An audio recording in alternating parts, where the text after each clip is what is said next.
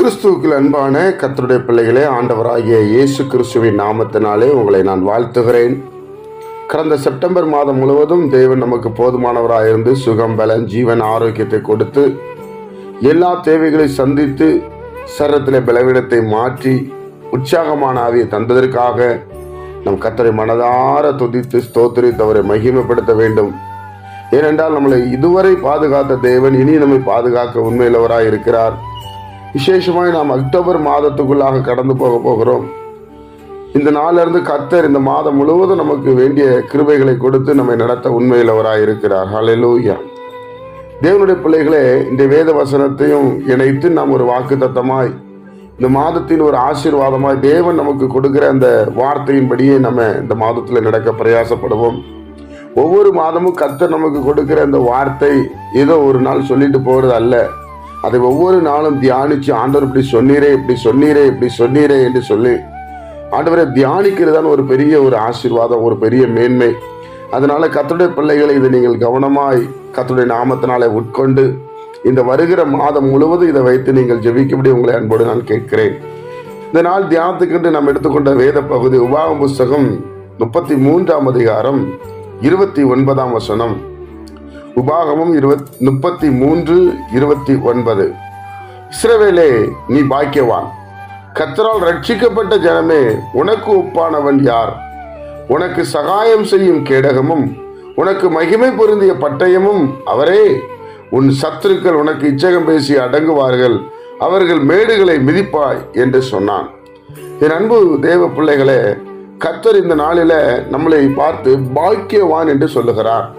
இந்த மாதத்திலே பாக்கியவான் என்றால் ஆசீர்வதிக்கப்பட்டவர்கள். தேவ மனிதர்கள் மூலமாக எழுதப்பட்ட அந்த வார்த்தை, கர்த்தரால் ரட்சிக்கப்பட்ட ஜனமே, கர்த்தரை நம்புகிற ஜனம், கர்த்தரால் விடுதலையாக்கப்பட்ட ஜனம்.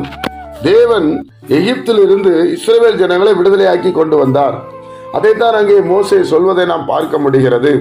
கர்த்தரால் ரட்சிக்கப்பட்ட ஜனமே, உனக்கு ஒப்பானவன் யார்? காரணம் என்ன? உனக்கு சகாயம் செய்யும் கேடகமும் உனக்கு மகிமை பொருந்திய பட்டயமும் கர்த்தரே. கர்த்தர் தான் எல்லாவற்றிலும் நமக்கு உதவி செய்கிறவர் கர்த்தர். அவர் அந்த ஜனத்தை தனியா எடுக்கிறார். அவருடைய வசனத்துக்கு கீழ்ப்படிந்த ஜனத்தை அவர் நேசிக்கிறார். வசனத்தின்படி வாழ வேண்டும் என்று விரும்புகிற பிள்ளைகளுக்கு அவர் உதவி செய்கிறார். வானத்தையும் பூமி உண்டாக்கிற சர்வ வல்லமையுள்ள தேவன். இஸ்ரவேல் என்று சொல்லக்கூடிய, இஸ்ரவேல் என்றால் ஒரு தேசம் மாத்திரம் அல்ல. எந்தெந்த மனிதன் கர்த்தருடைய நாமத்தினாலே ரட்சிக்கப்படுகிறானோ அவனை இஸ்ரவேலாய் ஆண்டவர் பார்க்கிறார். உனக்கு ஒப்பானவன் யார்? இஸ்ரவேலை, நீ பாக்கியவான் பா, நீ ஆண்டவரை தெய்வமாய் ஏற்றுக்கொண்டிருக்கிறாய். வேதம் சொல்லுகிறது, அவர் உனக்கு சகாயம் செய்யும் கேடகம், உனக்கு மகிமை பொருந்திய பட்டயம் என்று சொல்லப்பட்டிருக்கிறது. அதனால தேவனுடைய பிள்ளைகள், இந்த மாதத்துல நீ எதுக்கு கவலைப்படாதீங்க, கலங்கி போகாதீங்க. நீ பாக்கியவான், நீ ஆசீர்வதிக்கப்பட்டவன், நீ ஆசீர்வதிக்கப்பட்டவள் என்று வேதம் சொல்லுகிறது. நீ ஒரு ஆசீர்வதிக்கப்பட்டவன், நீ ஆசீர்வதிக்கப்பட்டவள். என் அன்பு கர்த்தருடைய பிள்ளைகளே, உன் சத்துருக்கள் உனக்கு இச்சகம் பேசி அடங்கிடுவாங்க. இச்சகம் பேச மாட்டாங்கன்னு சொல்லல, பேசுவாங்க. இந்த மாதத்துல உங்களுக்கு விரோதமா எழும்புவாங்க. நீ பயப்படாதீங்க, நீங்க சோர்ந்து போகாதீங்க, நீங்க பலவீனப்படாதீங்க. உங்களுக்கும் எனக்கும் ஒரு பெரிய சகாயம் செய்யும் கேடகமும் மகிமை பொருந்திய பட்டயம் யார் என்று சொன்னால் ஆண்டவராகிய இயேசு கிறிஸ்து. பிரியமானவர்களே, அதனால தேவனுடைய பிள்ளைகள், நீங்கள் இந்த மாதத்துல ஒரு பெரிய ஆசீர்வாதத்தை எதிர்பார்த்து காத்திருங்கள். நிச்சயமாக சொல்லுகிறேன், ரட்சிக்கப்பட்ட ஜனமே என்று சொல்றது, பாதுகாக்கப்பட்ட ஜனம், விடுதலையாக்கப்பட்ட ஜனம், சமாதானத்தின் ஜனம். நம்மை பார்த்து ஆண்டவர் அப்படி சொல்லுகிறார். இப்படிப்பட்ட ஒரு மகிமை பொருந்திய பட்டணத்துள்ள தேவன் நம்மோடு இருக்கிறார். பிரியமானவர்களே, அதனால கர்த்தருடைய பிள்ளைகள் ஆகிய நாம இந்த வசனத்தின்படி நம்ம வாழ்வோம். ஆண்டவர் இந்த மாசம் வாக்கு பண்ணியிருக்கிறார்ல, நிச்சயமாக கண்டிப்பாக இந்த அக்டோபர் மாதத்துல நீங்கள் நினைச்சு பார்க்க முடியாத நன்மைகளை தேவன் உங்களுக்கு கட்டளையிட போகிறார். நீங்க நினைச்சு பார்க்க முடியாத ஒரு பாதுகாவல் வரப்போகிறது. விசுவாசிங்க, விசுவாசிச்சாதான் அற்புதம் நடக்கும். விசுவாசிக்கிறவன் பதறான் என்று சொல்லப்பட்டிருக்கிறது. அதனால தேவனுடைய பிள்ளைகள், இயேசு கிறிஸ்துவை தெய்வமாய் ஏற்றுக்கொண்ட பிள்ளைகள் விசுவாசிக்க வேண்டும். காணாததை ஆபிரகாம் விசுவாசித்தார். நாமும் பார்க்காததை விசுவாசிக்க வேண்டும். ஏன்னா நம் ஆண்டவர் இல்லாதவைகளை இருக்கிறவைகள் போல் அழைக்கிற தேவன்.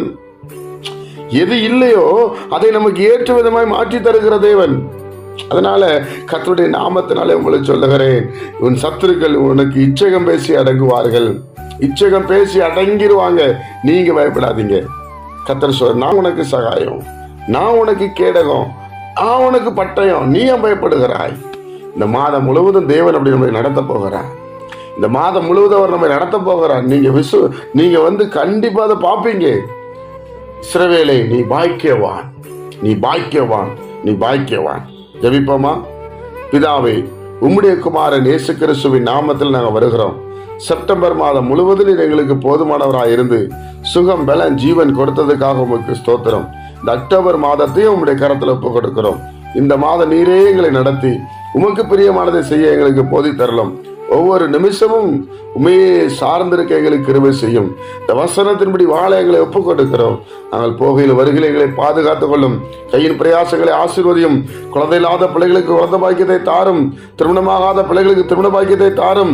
வியாபார தொழில் செய்கிற பிள்ளைகளை ஆசீர்வதியும். வியாதியுள்ள பிள்ளைகளை சொஸ்தமாக்கும். சமாதானம் இல்லாத பிள்ளைகளுக்கு சமாதானம் உண்டாகட்டும். ஐக்கியம், அன்பும் பெருகட்டும். தேசம் ஆசீர்வதிக்கப்படட்டும். இயேசு கிறிஸ்துவின் நாமத்தினாலே நீர் எங்களை பாதுகாக்கும்படி ஜெபிக்கிறோம். எல்லாரும் பரலோக ராஜ்யம் வந்து உம்முடைய நாமத்தை மையப்படுத்த ஒவ்வொருவரை ரட்சிப்பினால் நடத்தும்படி ஜெபிக்கிறோம்ப்பா. இயேசுவே, எங்களை தாழ்த்தி ஒப்பு கொடுக்கிறோம். இன்றைய வேத வசனத்தை ஜெபத்துல இப்படிப்பட்ட வாக்கு தத்தமாய் பேசினதற்காக உமக்கு ஸ்தோத்திரம். தரை மட்டும் தாழ்த்துகிறோம். நாங்கள் குறை உள்ளவர்கள், நீ பெரியவர் சுவாமி. உடைய நாமத்தை மையப்படுத்த உதவி செய்யும். இயேசுவின் நாமத்தில் ஜெபிக்கிற நல்ல பிதாவே, ஆமென்.